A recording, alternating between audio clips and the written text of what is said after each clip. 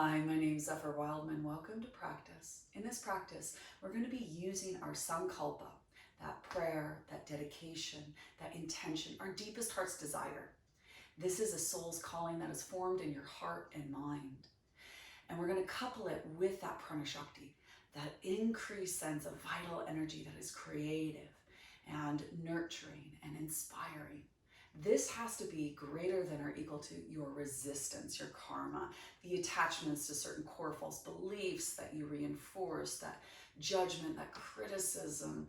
As we face some of the hardest things our generation has gone through, climate change issues to the coronavirus, another wave of an outbreak, political unrest, social issues that has caused such a divide in our communities, cultural issues. This kind of exposure to long-term stress and uncertainty and scarcity is not healthy for our brain and our psyche. So this practice is really about being proactive in wiring your brain and informing your energy body of your sankalpa, of bringing that isha shakti, that will and drive to make better choices in your life, that kriya shakti, and that deep understanding, that intuitive knowing and wisdom, jnana shakti, to reinforce your sankalpa, what your heart longs for. As we awaken chit shakti, to perceive our thoughts that might be unhelpful and unconscious patterns and habits that pull us into this downward spiral, that chit shakti, that we use this practice to really drive our desire to manifest, to attain what we desire, to attain what we long for, to create more fulfillment in our soul's calling, that, to fulfill our purpose. So I wanted to offer you a little bit more of the neuroanatomy of the brain. This comes from a book called The Upward Spiral by Alex Korb. And it's a very simplistic way we perceive the brain, but it's one that empowered me and has empowered many of my students to understand that it's just a neurological tool, that our brain's a tool that our consciousness can use to experience reality. Now, if that tool becomes shaped in a different way and isn't functioning in a way that sees that life is joyous, that there's so much love and there is so many possibilities and we have such a gift, and if the tool is shaped in a way of negativity, it's not going to be an effective tool to live out this soul's calling. So we need to actually start to awaken to how we can reshape the tool in best serving our sankalpa. So let's go for it. So the prefrontal cortex is the most evolved part of the brain. It's in the frontal lobe. This is called the thinking brain. It is like the CEO of the work establishment of the brain. And its only role is to make decisions, to motivate, and actually plan long-term kind of choices to best serve, ourselves, best serve our intentions, best serve our heart's calling. So this part of the brain needs a lot of clarity. So serotonin and norepinephrine really does help. That's mental adrenaline. And serotonin's a motivation hormone that gets you to kind of get up and, do your life well. So in that ability to make clear decisions and be wakeful and make choices that are better aligned to serve ourselves, that lean us towards what we desire rather than farther away, it needs to actually communicate effectively to the other parts of the brain. When there's a long-term exposure to fear, anxiety, uncertainty, this part of the brain uses those same circuitry that thinks clearly and makes plans and decisions from that kind of centered point. Those same circuitry it uses to worry, to ruminate on guilt and shame, to create these kind of scenarios to try to protect itself. Now, if that wires quite strongly, we're going to have a lot of indecision and just like a lack of clarity of how to move forward. So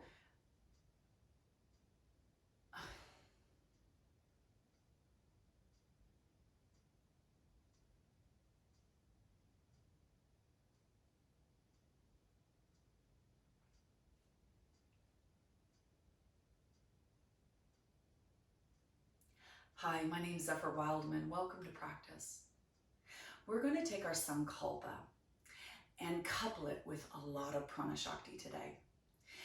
Your Sankalpa is a dedication, an intention, your deepest heart's desire, your soul's calling that is formed in your heart mind. And this needs a lot of energy because it needs to be greater than or equal to your Vikalpa. This resistance, your karma, your fear, your attachments to certain core false belief systems, the judgment, the criticism that creates this downward spiral. So we need to really reinforce what we want out of our practice and out of our day and out of a long-term kind of goal of serving your individual purpose, your dharma. So this practice is going to be quite challenging because our brain is kind of wired to keep us safe. There's a strong negative bias. And we've been exposed to long-term stress and uncertainty and scarcity over the past year due to the coronavirus, due to political indifference, social unrest that is dividing our communities and us and them, and questioning, also, our choices that is causing long-term damage to our planet, climate change. And it's brought up a huge amount of negativity and this kind of like heaviness that is not helpful for long-term exposure for our brain as well as our psyche. So I felt this practice would be a helpful one in which we can explain more about the neuroanatomy and the circuitry of our tool, the brain, and start to see that consciousness uses the brain as a tool to navigate our life. But our brain, the tool, can be shaped in a distorted way that becomes a progressively unhelpful tool, or we can actually consciously shape our brain to be a better, more effective tool. So this is what this practice is about. So I'm going to put on my Western hat of explaining the neuroanatomy of the brain the best I can. And this is based on a book called The Upward Spiral by Alex Korb. Highly recommend it. And it's a more simplistic tool, a simplistic way of perceiving the brain. I know it's more complicated than this, but I find it's a really empowering opportunity to actually see that we have a choice. But it takes a lot of Prana Shakti, and we start to see that the yogic path is very similar to the Western path. So I wanted to bridge the two so you can actually use your brain as a tool to be more effective in your life. So the prefrontal cortex of the brain is the most evolved part of our brain. It's called the thinking brain. Now, this part of the brain really rules planning, decision-making. It helps motivate and control our impulses. Now, this part of the brain is that conscious part. Like right now, you are awake. Try not to be awake of being awake. Try not to be aware of being aware. And this is like us being in the forefront. We start to consciously think about the words that are being said. We are consciously trying to cognitively understand how it makes us feel and our emotions and thinking about our environment. So it's conscious thinking. And we either, if we're exposed to kind of positivity, like you're like, oh, I get to do a yoga class, it's usually like, yeah, it's great. And this neurocircuitry of your brain works on trying to actually consciously make better choices for yourself. However, these same circuitries do wire in worrying, reinforcing guilt, judgment of shame, and this kind of issues around, not making decisions decisions clearly, and your mind gets distorted because it's influenced by stressors. So we need a lot of serotonin and norepinephrine to be able to get this part of the brain to function properly. Serotonin is the hormone for motivation, and norepinephrine is like mental adrenaline, so you're sharp in your decision making and clarity of mind. So healthy diet, 80 to 90% of your serotonin is created in your gut. So this is your second brain.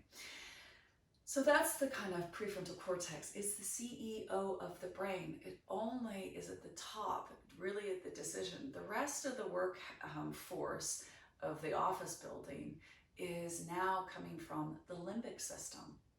The limbic system is the feeling brain. Now, this is in charge of your excitement, your feelings, your fear, anxiety, memory, your desires. And this part of the brain really relies a lot on that kind of experience of emotional regulation, of self-regulation, and being able to be resilient in the face of fear, anxiety, and stressors. So I want to break down this part of the brain for you so you can understand these parts and how they relate to your prefrontal cortex and other parts. So the hypothalamus is likened to the military base of the brain. And this military base has all the armory, the tankers, the fleet, the personnel, and they are ready to go to war. And there's some person with a finger over a red button just waiting to sound the alarms to launch your reaction of flee and fight mechanism. So it controls your stress response.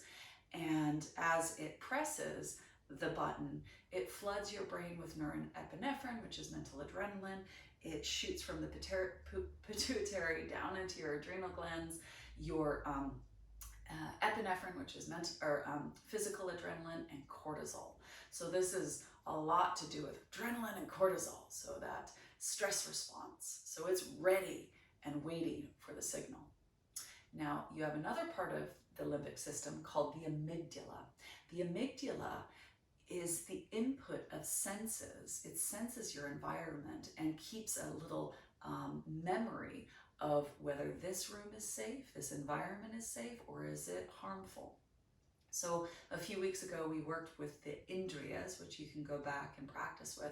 But the indriyas are our sense organs, and they either we receive information, but we can also start to interpret information depending on the lens, and we'll talk about that in a second. But that idea that the amygdala helps reduce our stress, reduce our fear by sensing that our environment is safe. However, what it senses all of a sudden communicates down to the hippocampus. Our hippocampus is how we take short-term memory and make it long-term. It's also, the hippocampus really likes to push save for long-term memory. The more emotional you are, context kind of dependent memories, where there's more emotions, it pushes save a lot more on that. And usually our memories that are saved are more highly emotional, and they're usually more negative. Hence why you have more like negative memories of your childhood than really positive ones, because they affected you a lot more. So this is also helpful to remember.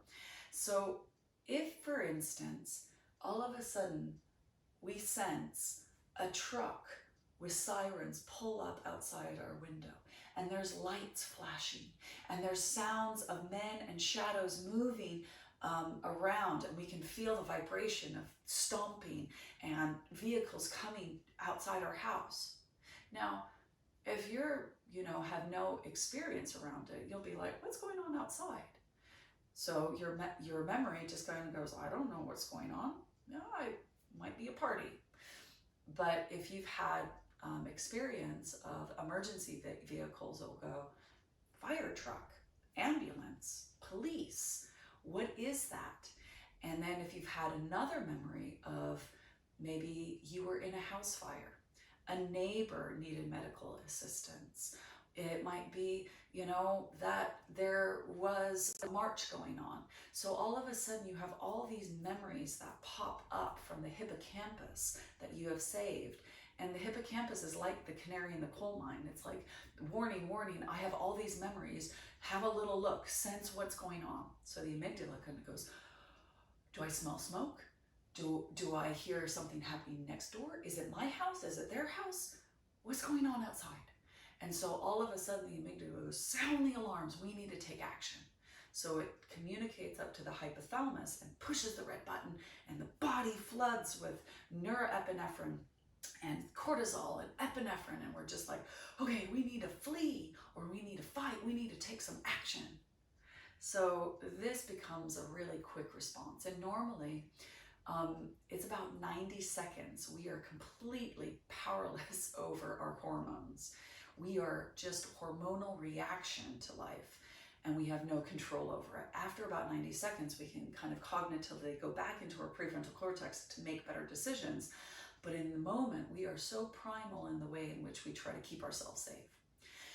So the next part of the limbic system is the cingulate cortex. Now, this is likened to your computer screen. And it has a very strong negative bias because it's trying on the computer screen to be aware of what is going wrong, what mistakes are happening. And it's the gateway between the thinking brain and the feeling brain. So it's monitoring the screen, checking out, how we can keep ourselves safe. Yeah. However, in this part of the brain, it's likened to your computer screen. Like you're focusing on this app, that is open. Safari, as you were watching this on, or, whatever, app you're watching this on. But behind it, you might have a few photos that you were working on, some documents that you were working on, a music app, a game app, an Excel spreadsheet. There's so many different things behind. So it's focusing on whatever you have open, but it's not necessarily have the whole hard drive open. But there are certain things behind it that is influencing the way in which you are perceiving. So someone who is completely serene listening to this is just taking it in. But if you just came back from an argument, whether it's work, whether it's a relationship, whether it's a friendship, or whether someone, cut you off in traffic or tried to run you over, and you came to sit down, you're still reeling from that strong stressor. And it's in behind this app that you're watching me on. So you're being influenced and sensing this lecture and this practice through the lens of a kind of weird, colored and distorted lens. So with that, I'd like to talk about the next part of the brain, which is probably the most important part, especially during this time. This is called the frontal limbic system, and it's the striatum. It's the connecting parts of all these parts of the brain that I've discussed. The striatum rules your habits, routines, and impulsivity. It's to do with enjoyments, addiction, and it loves dopamine. Dopamine is a reward hormone that makes you feel so good. Now, this part of the brain is not rational, it's not conscious, and it doesn't care about long-term consequences. So that's quite dangerous because all it wants is to get a dopamine hit. It just wants dopamine. So anything that gives you pleasure, which is fun and exciting, also it could be a negative pleasure or a positive pleasure, will give you dopamine. And so this becomes quite a concerning. So I'm going to offer you a little bit more. So the dorsal striatum, which is the top part of the striatum, rules routine and habits. Now, this part of the brain, whatever routine you do regularly, it will form a habit. And that habit cannot be broken. Hence, like, you formed a routine that formed a habit when you were 10 years old to ride a bike. And then say, for instance, you stop riding a bike and about 20 years later, you get back on a bike. Soon, you'll remember how to ride that bike because these neurocircuitries are wired so strongly. You can weaken a habit, but you cannot break a habit. Hence why addicts or alcoholics refer to themselves as always, my name, I am an addict. Because to remember that strong circuitry takes a lot of effort to weaken it to be able to be sober. And I'll go through that in just a moment. But this part of the brain, a habit really is an unconscious behavior. And these behaviors actually can change your life without any conscious thought.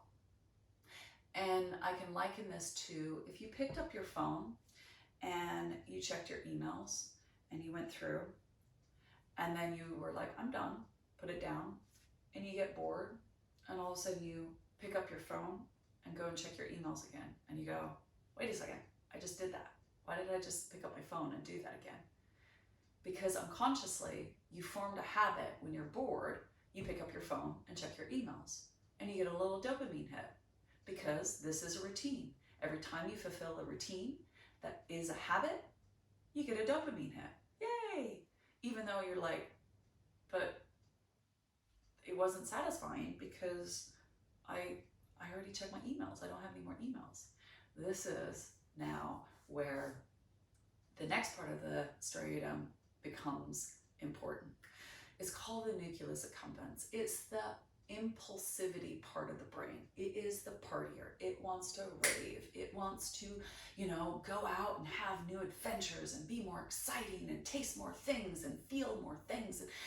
It just wants, it craves more impulsive acts to actually get dopamine. So as you do a routine, you pick up your phone, bored, you check your emails again, and you're like, oh, well, now I'm going to check my social media. And so you go, oh, I get a dopamine. And then you scroll down and you're like, oh, okay, well, what else? Well, I'm going to go to that app. I'm going to check the news. Or I'm going to research this. And the more impulsive you are in that act, the more dopamine you're going to get. So this part of the brain is highly linked with your limbic system, the feeling part. When you feel down, when you feel angry, when you feel lonely, when you feel, that fear, the body's natural way of kind of creating balance is to actually go and do something that will give you dopamine, a happy hormone. And so what it does is, gets you to act impulsively. The more impulsive, the more dopamine. However, when a habit becomes a habit, or when an impulse becomes a habit, then the nucleus accumbens stops working because it's not impulsive anymore. So this is why addiction becomes a progressive disease. Impulsive, like, I'm going to have a cheeky glass of wine during lunch. That's impulsive. Wow, look at me. This is great. And that one glass over time becomes 2 glasses. It has to become 3, a bottle to 2. And in that way to make it more impulsive. Or say, for instance, you go to a business meeting and you make a real effort and this is going to change your life, and you go into town and you're meeting this person who you're thinking, okay, this is going to be it. I cannot wait to share. This is so exciting. And you go and they send you an email saying, I'm so sorry, I can't come. And you're like bummed. You're like, phew.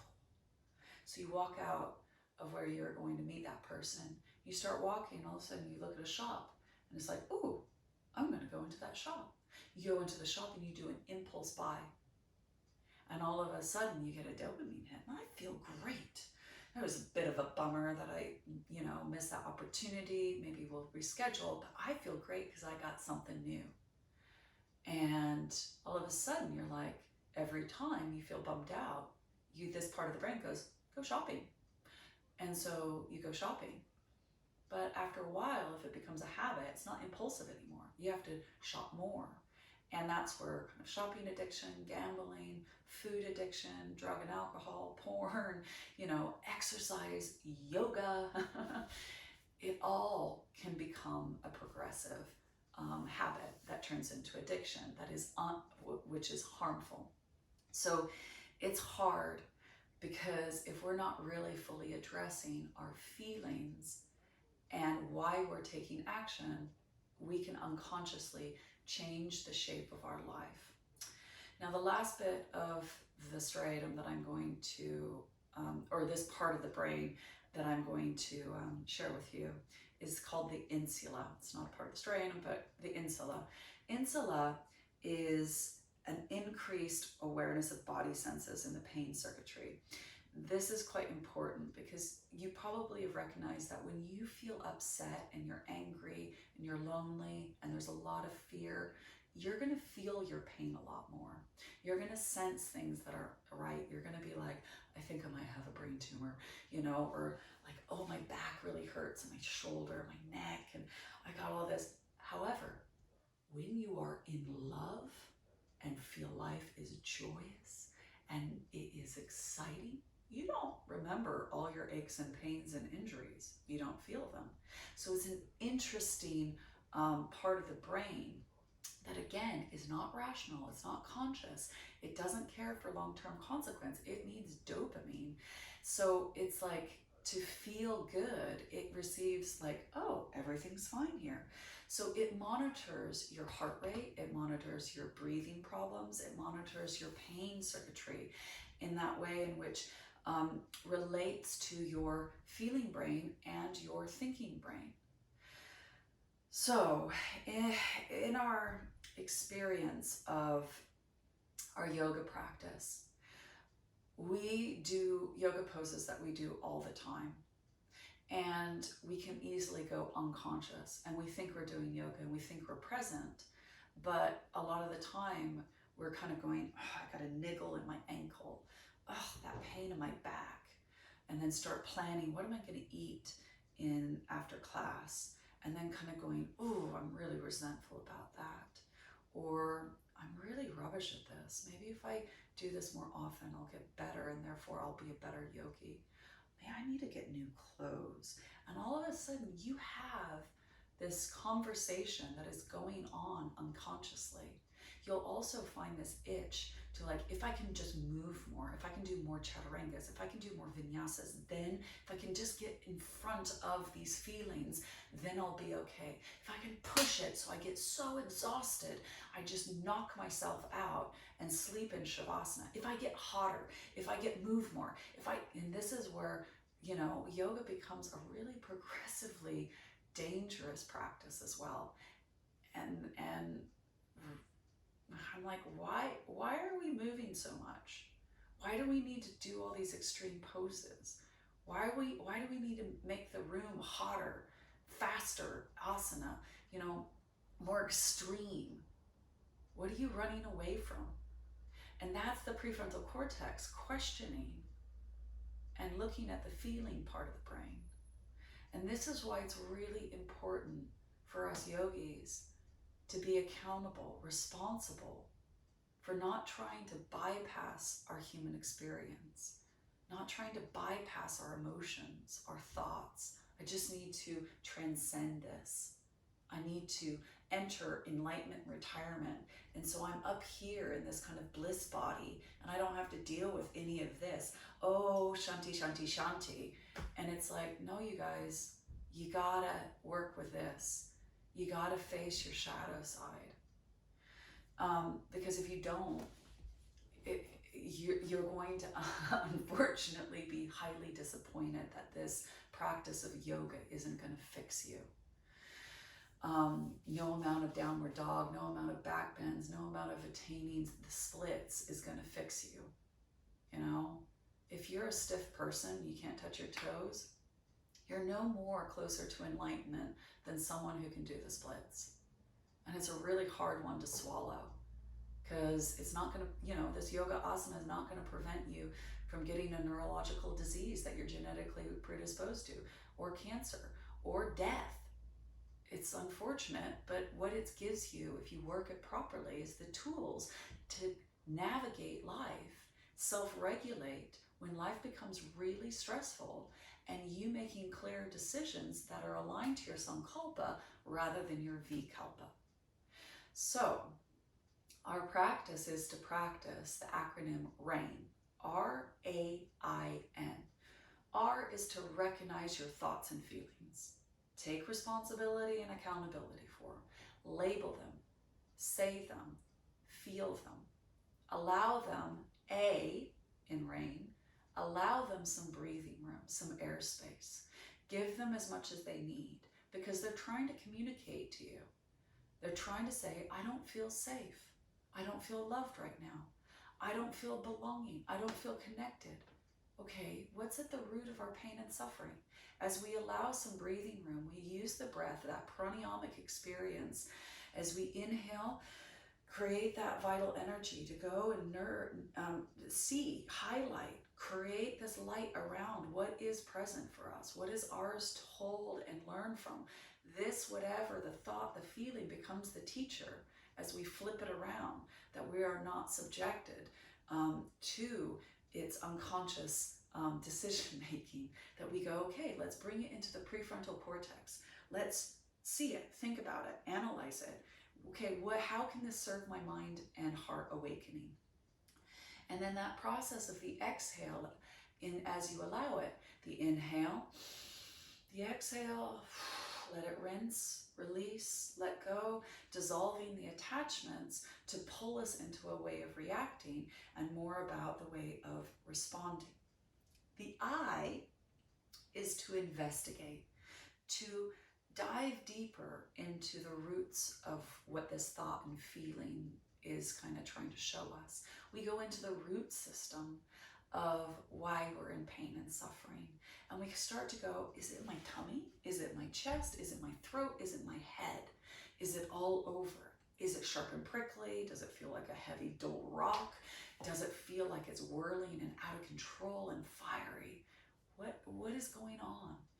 And as we give it more context and we start to see maybe at the root of a certain attachments to a core false belief that we maybe grew up with or we formed at an early age, and go, wow, it's really pulling this. How human of me.